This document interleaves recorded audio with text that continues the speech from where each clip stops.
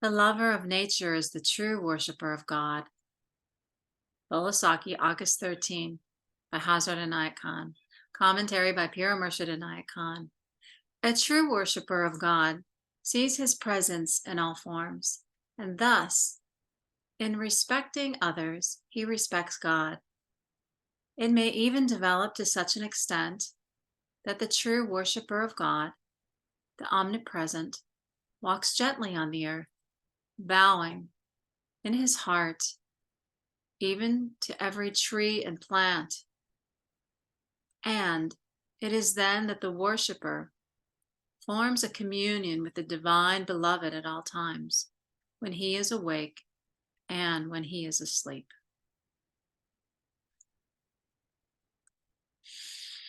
Anyone who has some knowledge of mysticism and of the lives of the mystics knows that what always attracts the mystic most is nature.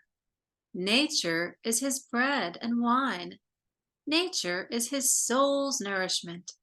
Nature inspires him, uplifts him, and gives him the solitude for which his soul continually longs. Every soul born with a mystical tendency is constantly drawn towards nature. In nature, that soul finds its life demands. In nature, that soul finds its life's demand.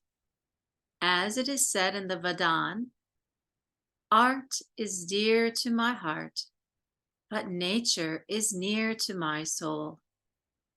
Nature does not teach the glory of God. It need not teach this, as nature itself is the glory of God. People wish to study astrology and other subjects in order to understand better. But if we study astrology, then we are sure to arrive at an interpretation which is given by a man, whereas what we should read from nature is what nature gives us and not what any book teaches us. There comes a time, with the maturity of a soul, when everything and every being begins to reveal its nature to us. We do not need to read their lives. We do not need to read their theories. We do not need to read their lives. We do not need to read their theories. We know then that this wide nature, in its four aspects, is ever revealing, and that one can always communicate with it, but that in spite of this, it is not the privilege of every soul to read it. Many souls remain blind with open eyes. They are in heaven, but not allowed to look at heaven. They are in paradise, but not allowed to enjoy the beauties of paradise. It is just like a person sleeping on a pile of gems and jewels. From the moment man's eyes open and he begins to read the book of nature, he begins to live, and he continues to live forever.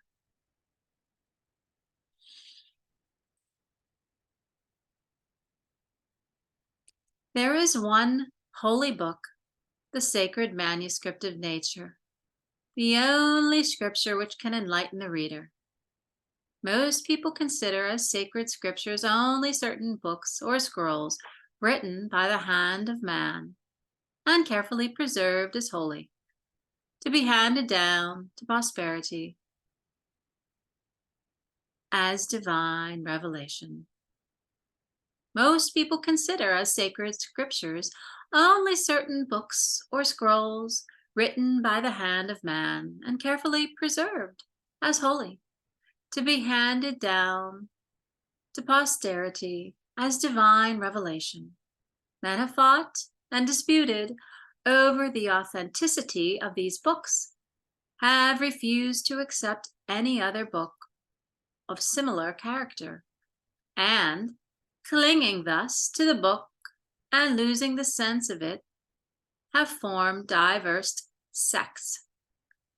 The Sufi has in all ages respected all such books, and it has traced in the Vedanta, Zen, Avesta, Kabbalah, Bible, Quran, and other sacred manuscripts the same truth which he reads in the incorruptible manuscript of nature, the only holy book, the perfect and living model that teaches the inner law of life.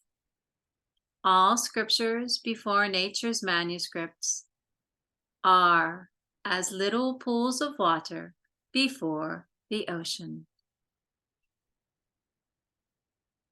The Sufi has in all ages respected all such books and is traced in the Vedanta, Zed Avesta, Kabbalah, Bible, Quran, and all other sacred scriptures the same truth, which he reads in the incorruptible manuscript of nature, the only holy book, the perfect and living model that teaches the inner law of life. All scriptures before nature's manuscript are as little pools of water before the ocean. To the eye of the seer, every leaf of the tree is a page of the holy book that contains divine revelation. And he is inspired every moment of his life by constantly reading and understanding the holy script of nature.